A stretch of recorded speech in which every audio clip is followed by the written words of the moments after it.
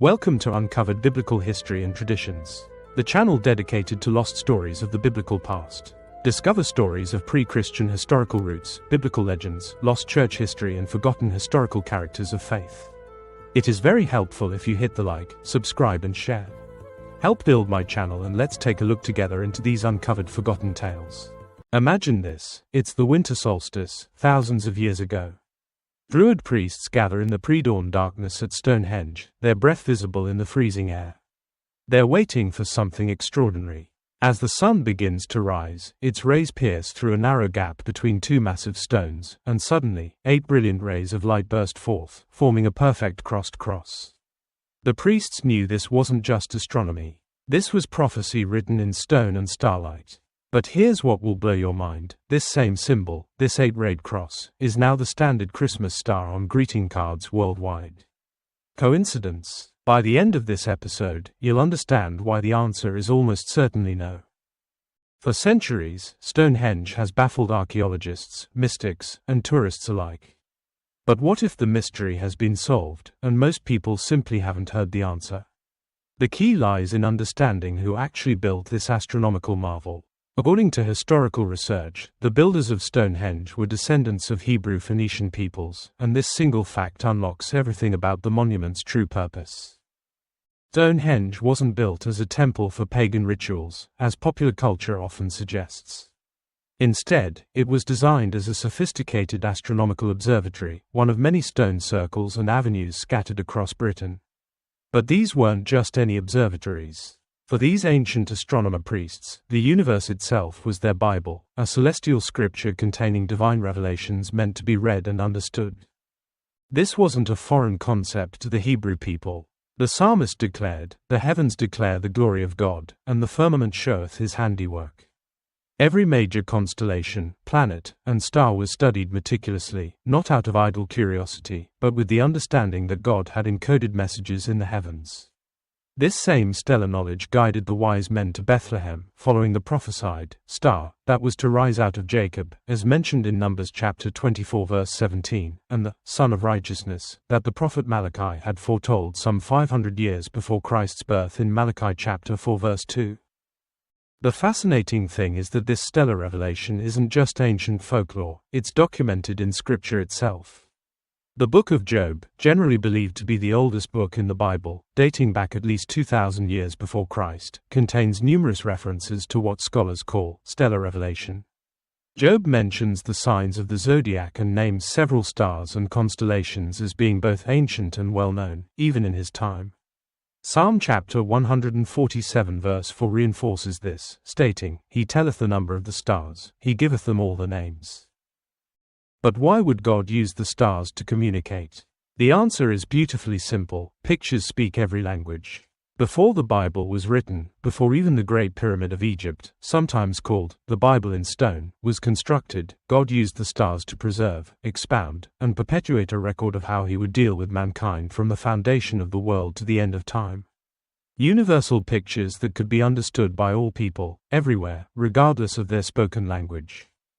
The zodiacal circle, that imaginary band encircling the heavens through which our solar system revolves, is divided into 12 divisions or signs. Each sign is associated with 3 constellations, creating a total of 48 star pictures. Now here's something remarkable, the figures themselves are completely arbitrary. If you look at the actual star patterns, there's nothing in the groups of stars that naturally suggests lions, virgins, or scorpions. Yet when researchers examine history and tradition across the ancient world, Chinese, Chaldean, Egyptian, all of them, the 12 signs are absolutely consistent. The meanings of the names and their order remain the same across cultures separated by thousands of miles. The Egyptian zodiacs found in the temples of Dendera and Esna appear, from internal evidence, to be copies of zodiacs from nearly 4000 BC, when the summer solstice was in the sign Leo. These ancient star names and pictures have been preserved in every good celestial atlas to this day. The pictures had to be drawn around or connected with certain stars so that both the picture and star formations could be identified and associated together, creating a pictorial record that could be handed down through generations. Ancient Persian and Arabian traditions attribute the invention of the zodiac to Adam, Seth, and Enoch. The Jewish historian Josephus asserts it originated in the family of Seth. A French astronomer named Noé calculated that Egyptian astronomy must have arisen around 5400 BC, a date that Bible chronologists have established as contemporary with Adam himself. While some esoteric writings claim that pre-Adamic peoples possessed astronomical knowledge, no archaeological evidence has ever been found to support this theory.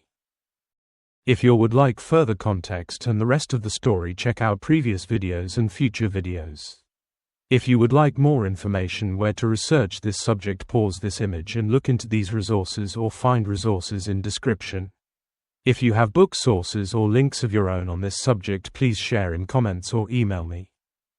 So what message does this celestial book actually tell? The 12 signs constitute 12 graphic chapters that begin with Virgo, the Virgin, and climax with Leo, the Lion. The overall panorama illustrates the story of the Redeemer, born as the seed of a virgin, wounded during his earthly ministry, and returning as the coming one to bruise the serpent's head, as promised in Genesis chapter 3 verse 15, and to judge and rule in righteousness, as described in Revelation chapter 19 verses 11, 15, and 16. Each of the remaining signs portrays intricate details of this celestial message about Christ. The scriptures themselves are the written account of this same celestial revelation. They're not, as skeptics often suggest, an evolutionary development borrowed from the world's ancient religions. Rather, those ancient religions were often corruptions and perversions of these primitive truths. The stars, constant and dependable, still carry forward the record entrusted to them. Now let's return to Stonehenge and those Druid priests. For hundreds of years, the high priests of Druidism gathered at Stonehenge to witness the sunrise on the day of the winter solstice. Each year, as viewed from inside the stone circle, the sunrise becomes visible through a narrow opening between trilithon stones number 51 and 52, known as the sunrise trilithon. Here's where it gets absolutely stunning. When the sun has risen just enough so that it appears to be sitting on the horizon, its apparent diameter fits exactly, and I mean exactly, the distance between the two great stones. At that precise moment, the sun marks the beginning of the shortest day of the year, the astronomical ending of the old year and the beginning of the new. But there's more. At that instant, the sun's full rays coming through the narrow space between the two upright stones radiate in 8 rays, forming a perfect crossed cross. This same crossed cross can be produced by overlaying the Hebrew letters Aleph and Tav, the first and last letters of the original Hebrew alphabet. Why is this significant? Because God manifests himself in light, as stated in Psalm chapter 104 verse 1 and 2 and 1 John chapter 1 verse 5, and under certain conditions, light naturally appears as a crossed cross.